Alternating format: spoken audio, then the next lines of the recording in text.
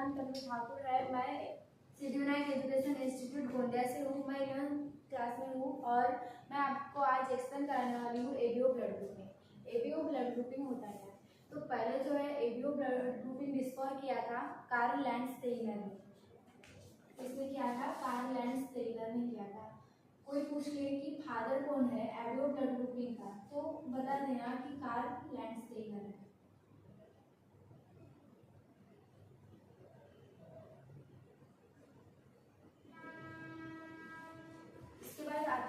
बात ये जो हुआ था उसने 1900 में किया गया था। 1900 में इसने डिस्कवर किया गया था एबीओ ब्लड ग्रुपिंग।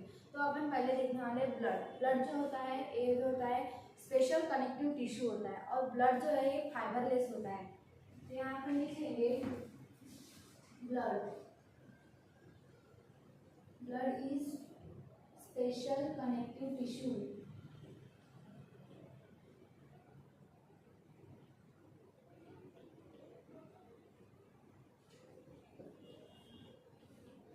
ब्लड जो है इसमें फाइबर नहीं रहता है, इसलिए इसे कहा जाता है फाइबरलेस।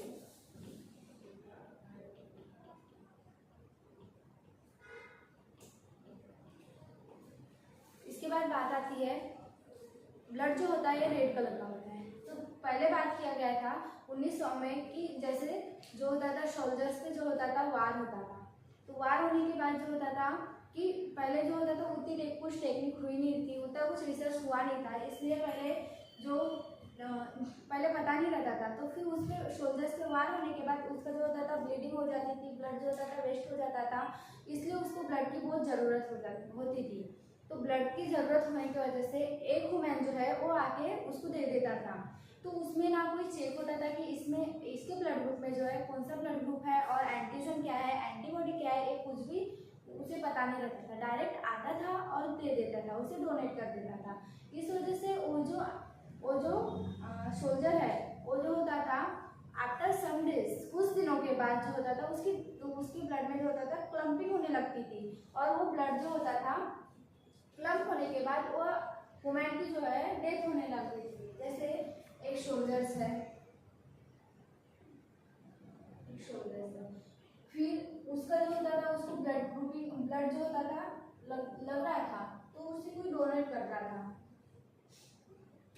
तो वो आएगा इसे डोनेट कर देगा।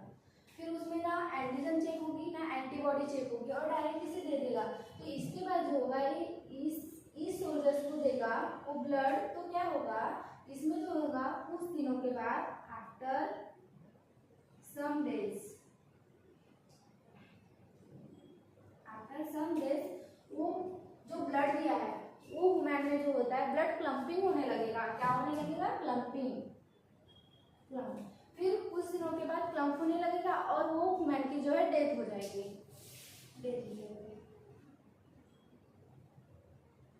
इसलिए ऐसे ही चलते रहा।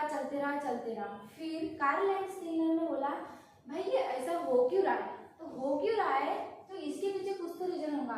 तो फिर उसे पता चला कुछ तो गड़बड़ है, बोलते हैं ना दया कुछ तो गड़बड़ है, वैसे यहाँ पे कुछ तो गड़बड़ है।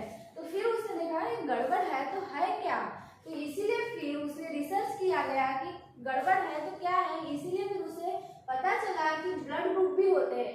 क्यों वो सोल्जर जो होता था उसे डोनेट करता था और क्यों उसकी डेथ हो जाती थी, क्योंकि वहाँ पे वो कोई रिसर्च वगैरह कुछ नहीं करता था।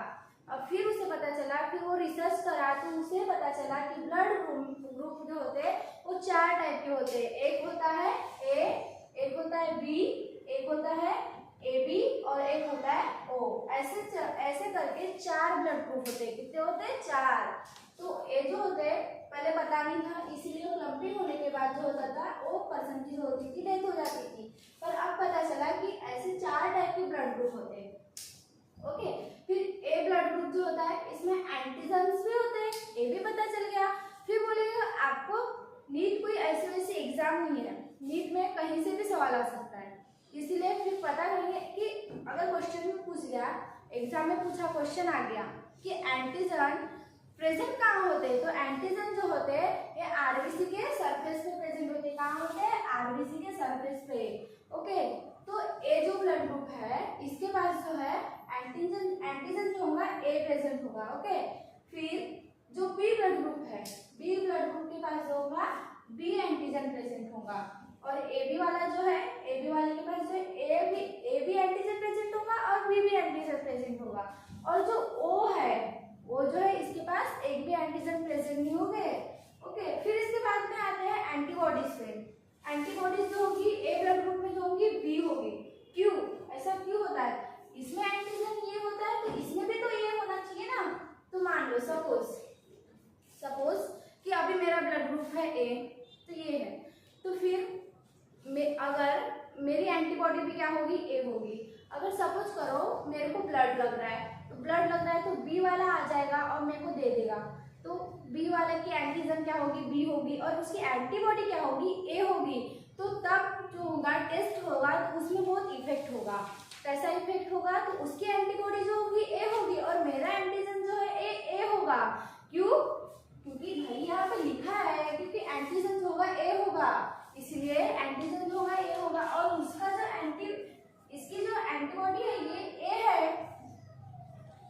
है, तो फिर दिक्कत आने लगेगी टेस्ट में गड़बड़। तो फिर वो अगर दे देगा एंटीबॉडी, तो वो जो होगा एंटीजन भी और एंटीबॉडी ए हो जाएंगी, तो ये हो जाएगी।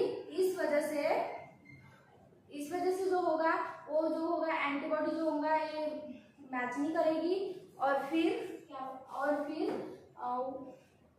जो होगा वो डेथ हो जाएगी, कुछ दिनों के बाद डेथ हो जाएगी, क्योंकि एंटीजन मिल जाएंगे, अटैच हो जाएंगे, तो वो क्लम्पिंग होने लगेगा ब्लड अंदर और जो होगा डेथ हो जाएगी। ओके, इसके बाद आता है बी के पास जो होगा ए एंटीबॉडी होगी, और ए बी के पास एक भी एंटीबॉडी प्रेजेंट नहीं होगी, और जो होगा ओ ब्लड ग्रुप होगा, इसके पास एंटीबॉडी ए बी प्रेजेंट होगी। हाँ, ए बी प्रेजेंट होगी। ओके, फिर इसके बाद आते हैं, तो क्वेश्चन पूछ गया आपको कि एंटीबॉडी जो होती है, ये जो होती है एंटीबॉडी जो होती है प्रेजेंट कहाँ पर होती है?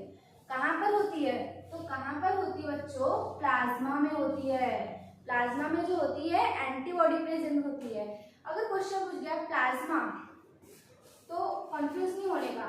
एंटीजन जो होती है आरबीसी के सरफेस पे प्रेजेंट होती है, और एंटीबॉडी जो होती है प्लाज्मा के सरफेस पे प्रेजेंट होती है। ओके, फिर अपन लिखने वाले हैं डोनर्स ग्रुप होता क्या है? तो डोनर्स ग्रुप, एंड जैसे सपोज कर लो मेरा ब्लड ग्रुप है अभी वो है, मेरे को बहुत जरूरी है, मेरे को बहुत जरूरत है वो ब्लड ग्रुप की, मेरे अंदर जो है ब्लड ग्रुप बहुत कम रहता है। तो सपोज कर लो अभी एक स्टूडेंट आ गया और बोल दिया कि मैम मैं आपको ब्लड ग्रुप दूंगा, फिर वैसा नहीं हो सकता, क्योंकि उसका ब्लड ग्रुप जो है वो अपने को पता भी नहीं है कि उसका ब्लड ग्रुप क्या है, उसके ब्लड ग्रुप में एंटीजन क्या है, एंटीबॉडी क्या है, ये सब कुछ भी पता नहीं है अपने को। इसलिए पहले उसका चेक किया गया, चेक करने के बाद ही वो जो ब्लड होगा उसको दे सकता है। तो जैसे कि अभी वो है, तो वो वाला जो ब्लड ग्रुप है ये जो होता है सबको डोनेट कर सकता है, बट वो किसी के पास का ले नहीं सकता। जैसे कि देख लो अभी ए ब्लड ग्रुप है, ए ब्लड ग्रुप जो होता है इसको ए भी डोनेट कर सकता है। अगर ये ब्लड ग्रुप वाले पर्सन को जो ब्लड लगेगा, ब्लड की जरूरत होगी, उसे ए भी दे सकता है। ए तो दे सकता है, बट क्या होता है, ओ भी दे सकता है। ओके, फिर बी आता है। बी वाला ब्लड ग्रुप जो होता है इसके पास जो होता है बी भी देगा, ऊपर से ओ भी देगा, ओ भी दे सकता है। तो ए बी वाली भी जो होती है इसके पास भी ए बी वाला भी दे सकता है, ए भी दे सकता है, बी भी दे सकता है, ओ वाला भी दे सकता है, और ओ वाले को जो है सिर्फ ओ ही दे सकता है। समझे? ओ ही दे सकता है। ओके, इसके बाद क्यों ऐसा क्यों होता है? तो इसलिए इसको कहा गया ओ ब्लड ग्रुप को कहा गया कि यूनिवर्सल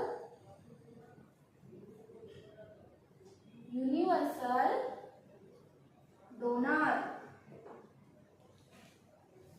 ओके, क्योंकि ये देखो सबको डोनेट कर रहा है। यहाँ पे देखो ए को भी डोनेट कर रहा है, बी को भी डोनेट कर रहा है, ए बी को भी डोनेट कर रहा है, और ओ को भी डोनेट कर रहा है। ओ को वो ही दे सकता है, फिर बाकी कोई नहीं दे सकते।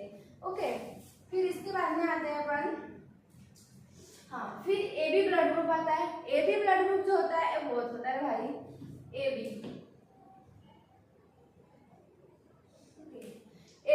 ब्लड ग्रुप होता है ये जो होता है किसी को देगा नहीं बट सभी के पास चलेगा।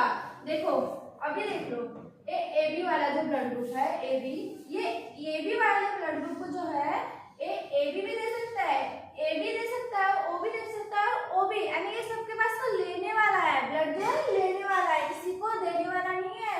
इसीलिए इसे कहा जाता है यूनिवर्सल, क्या कहा जाता है, यूनिवर्सल रिसिपिएंट या फिर एक्सेप्टर। Okay, acceptor.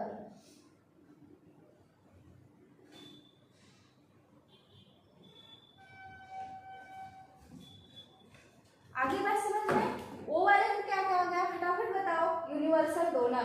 क्या कहा गया, यूनिवर्सल डोनर। और ए बी वाले को क्या कहा गया, यूनिवर्सल एक्सेप्टर।